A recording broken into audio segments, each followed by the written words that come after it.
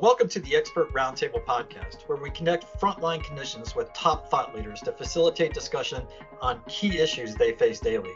Hello, I'm today's host, Dr. Lauren Wynand, and welcome to the Expert Roundtable podcast, where we connect frontline clinicians with leaders in their field to facilitate discussion on key issues they face daily. These experts provide their opinions, insights, and commentary on the leading topics and issues in medicine, focusing on specific disease states. Today's podcast will focus on chronic lymphocytic leukemia with Dr. Alessandra Ferraioli from the University of Texas MD Anderson Cancer Center in Houston, Texas, Dr. David Maloney from the Fred Hutchinson Cancer Research Center in Seattle, Washington, and Dr. Nitin Jain, also from the University of Texas MD Anderson Cancer Center in Houston, Texas. Now, Dr. Ferraioli, would you like to introduce yourself? Thank you, Dr. Wynand. I'm excited to be here in the company of Dr. Maloney and Dr. Jain and yourself. I'm a clinician. I've worked in CLL for many years. I conduct clinical trials for optimizing treatment for patients with CLL, and I'm also very much involved in survivorship initiatives in patients with chronic lymphocytic leukemia. Happy to be here. Thank you, Dr. Ferraioli. And Dr. Maloney, would you like to introduce yourself? Yes, thank you very much. It's a pleasure to be here. I'm from the Fred Hutchinson Cancer Center in Seattle, and there I led the CAR T-cell program and the cellular immunotherapy program for many years.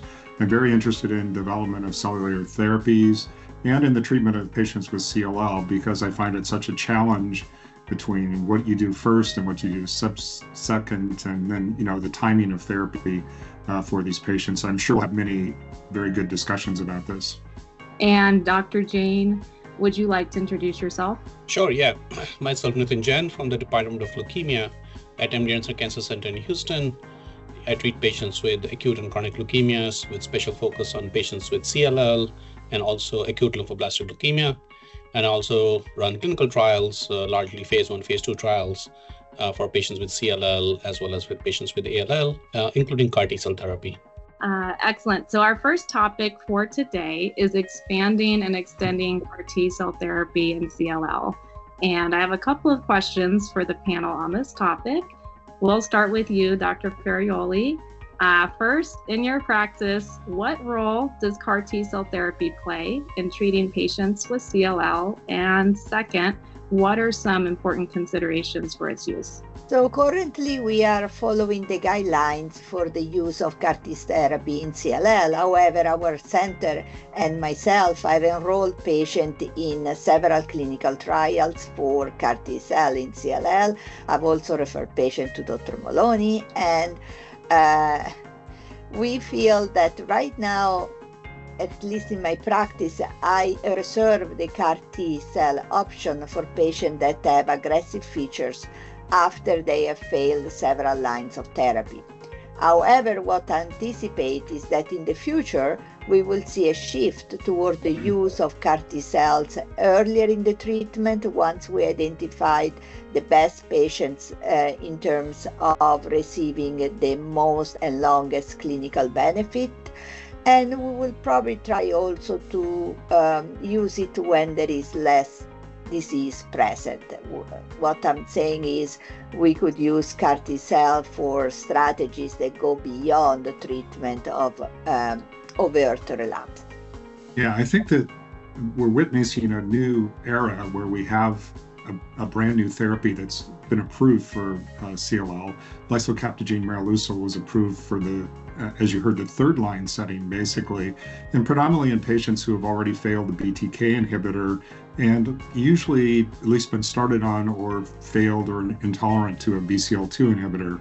And I think that's where this therapy started, and it was approved with, I would say, relatively modest CR rates. The CR rate was only around 20% from that clinical trial, but those 20% of patients have had exceptionally good outcomes in terms of progression-free survival. So I think, as you heard, I think what we'll see is a shift in patients that are treated from essentially end-stage CLL, where there's nothing left to offer, which was many of the patients in the clinical trial. Many of them had failed chemoimmunotherapy, such as FCR. And I think what that does is it leads to a lot of genetic instability and very challenging disease to treat. And since we don't use chemoimmunotherapy much anymore, we're now using either BTK inhibitors or BCL2 inhibitors. We'll see a different population that won't have that same maybe disease bulk and maybe same level of resistance to conventional therapies. So I agree that the future is very likely to select patients not necessarily earlier in the course of their disease, but before they develop very bulky refractory disease. And I would anticipate that both the toxicity would be less and the efficacy would be greater, and leading to these deep molecular remissions in more patients. Now, I think a lot of emphasis in the field is to kind of find out, can we introduce in earlier lines of therapy? Can we do it in patients with less disease burden, because we think that would be better? Can we do it in patients in combination with ibrutinib? There is some data in that regard. So I think those are some of the kind of ongoing, I would say, discussions and of research which is happening to how to kind of optimize it further, use of CAR T-cell therapy in CLL.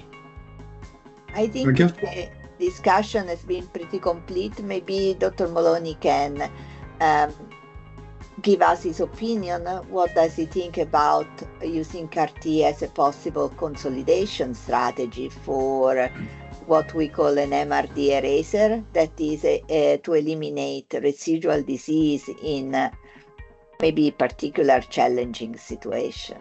Yeah, I think that's really a great question, because that's really where the future potentially could be. We know that treating people with a BTK inhibitor alone very seldom leads to a deep molecular remission, whereas BCL2 inhibitors with or without a CD20 antibody do seem to have a higher chance of getting patients into less than measurable residual disease. And I think that as long as those treatments work, then I don't think there's any reason to certainly use CAR T cells. But once someone is refractory to a BTK inhibitor and or refractory to a BCL2 inhibitor, then I think things are getting a lot trickier to be able to control their disease, especially if they have high-risk genetic features. So right now, that's the target for our CAR T cell approaches. But I think the future will be moving that into earlier lines of failure and with less disease.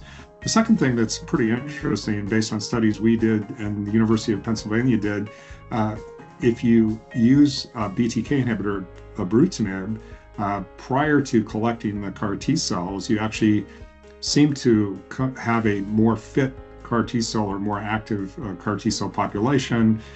That also concurrent ibrutinib may also decrease toxicity.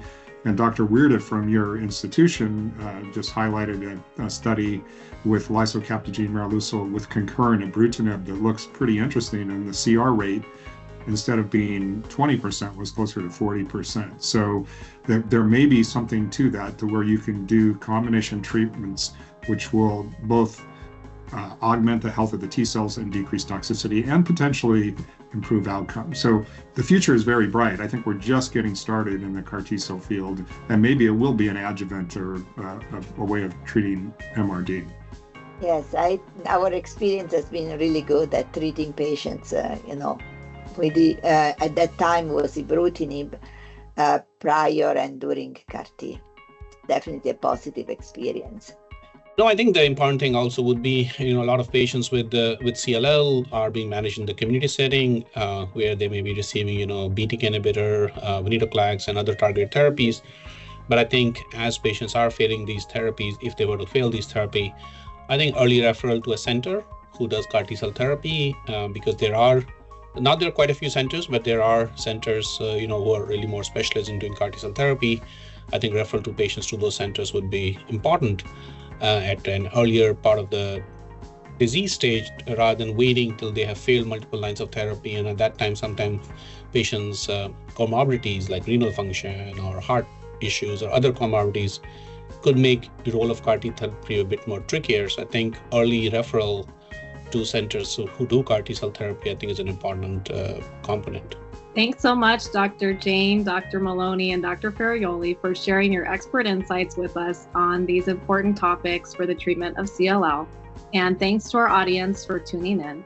We hope you found this podcast to be valuable for your practice, and we look forward to having you join us next time.